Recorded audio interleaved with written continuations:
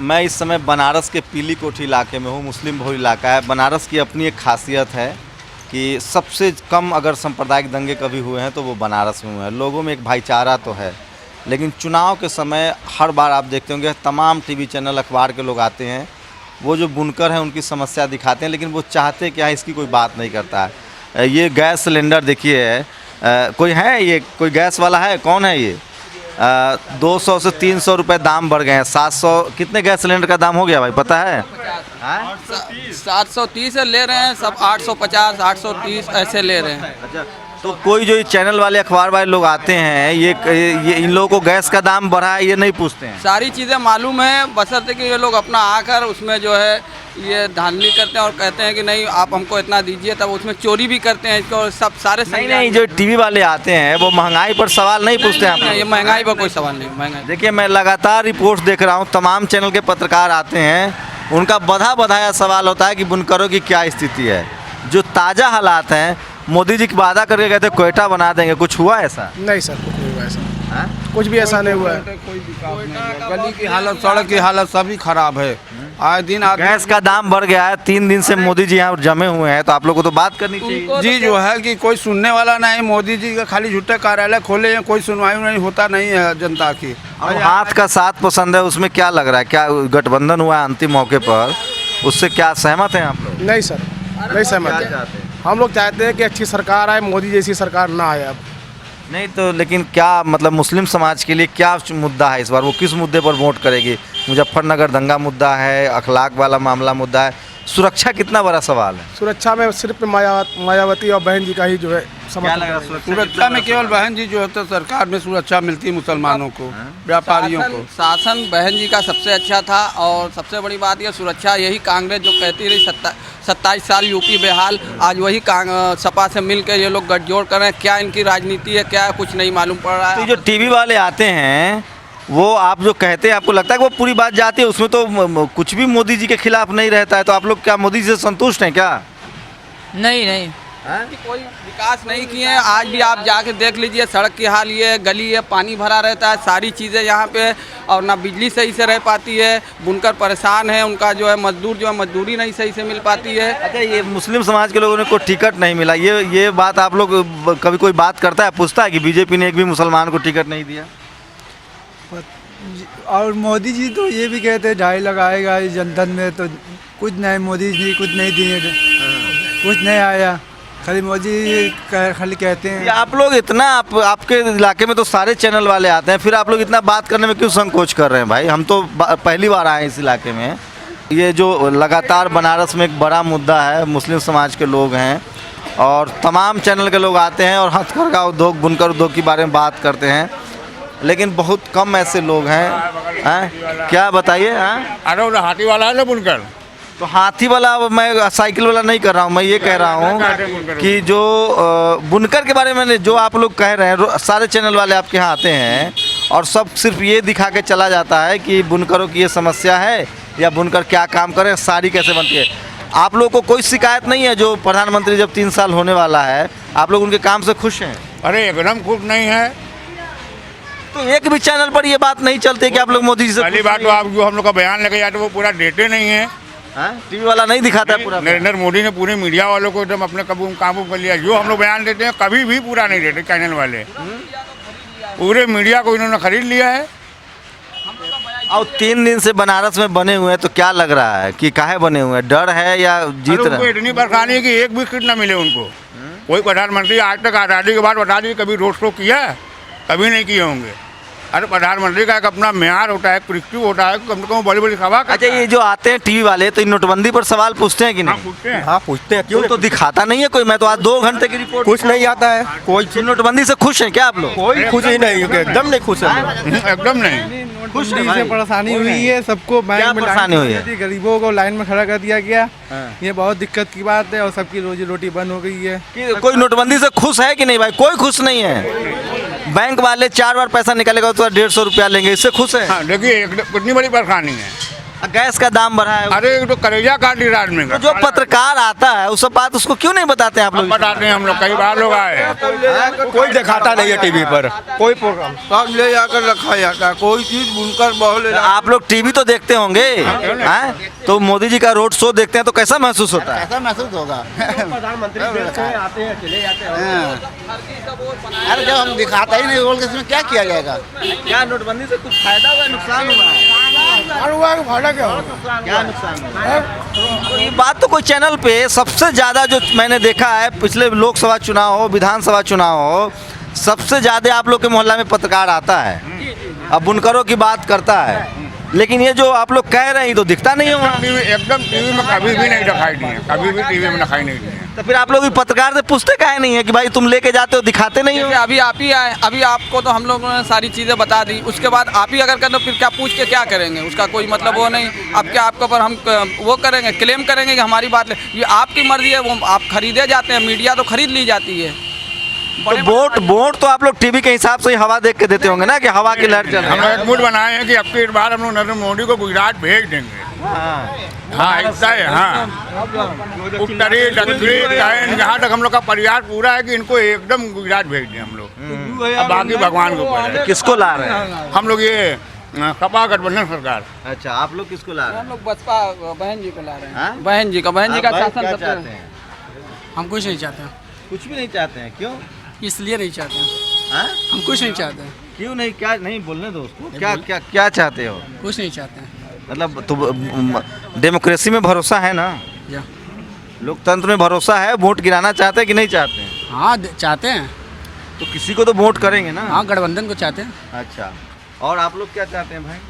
गठबंधन अच्छा, आप लोग ये हम अपना और किसी को बताएंगे नहीं। बताएंगे नहीं। देखिए ये असली बनारसी निकले, बताएंगे नहीं हैं, ये बहुत सही है। लेकिन आप लोग बताते नहीं है तो टीवी वाला कैसे बताता है कि फलाना जीत रहा है, ढिमकाना जीत रहा है? ये तो आप ही लोग तो बताते हो ना, उसी आधार से बुनकर बता देते हैं, जो देने वाले वो बता देते हैं। हाँ, क्या चाचा, क्या लग रहा है कि आप लोग तो टीवी पर दिखा रहा है सब कि एकदम मोदी मोदी में है बनारस? नहीं, टीवी से कोई मान्य नहीं रखता। देश के अंदर विकास होना चाहिए, देश के अंदर रोजगार होना चाहिए, और यहाँ बुनकर की जितनी बदहाली है पूरे हिंदुस्तान में किसी की नहीं। तो बताइए, बदहाली है तो जो 5 साल से सरकार चल रही है उसे हिसाब मांगना चाहिए। आप लोग तो कह रहे हैं सब ठीक, जब सब ठीक नहीं है तो आप लोग तो कह रहे हैं गठबंधन जनता गठबंधन। हिसाब मांगेगी, जनता को खामोश कर दिया जाएगा। हैं? जो तो 2 सरकार है ना भाई, एक 5 साल से है, एक 2.5 साल से है, तो हिसाब तो सरकार से मांगेगा ना। तो हिसाब से सरकार जनता मांगेंगे, लेकिन देंगे नहीं ने। सब चोरे चोर मौसियार भाई हैं। तो आप लोग तो सरकार से खुश लग रहे हैं। नहीं, सरकार से खुश नहीं है। सरकार अगर रोजगार देती या यहाँ बुनकर ठीक रहते, बुनकरों की ये हाल है कि आज भूखे मर रहे हैं, ना उनके पास तानी है ना बाना है। तो सब लोग कह रहे हैं गठबंधन गठबंधन जिंदाबाद, तो कह रहे फिर खुश कैसे नहीं? ऐसा है कि गठबंधन से हम नहीं मानते, जो सरकार अच्छी रहेगी उसको हम मानेंगे। वो अगर मायावती उत्तर प्रदेश में आई बहुमत में तो उनको स्वीकार किया जाएगा। देश चलना चाहिए कायदे से। देश के अंदर आप लोग 2 तरह की बात कर रहे हैं। मोदी जी की सरकार 2.5-3 साल से केंद्र में है, यहाँ 5 साल से अखिलेश की है। आपकी समस्या बनी हुई है तो नाराजगी सरकार से होनी चाहिए ना। नाराजगी सरकार से तो है ही है।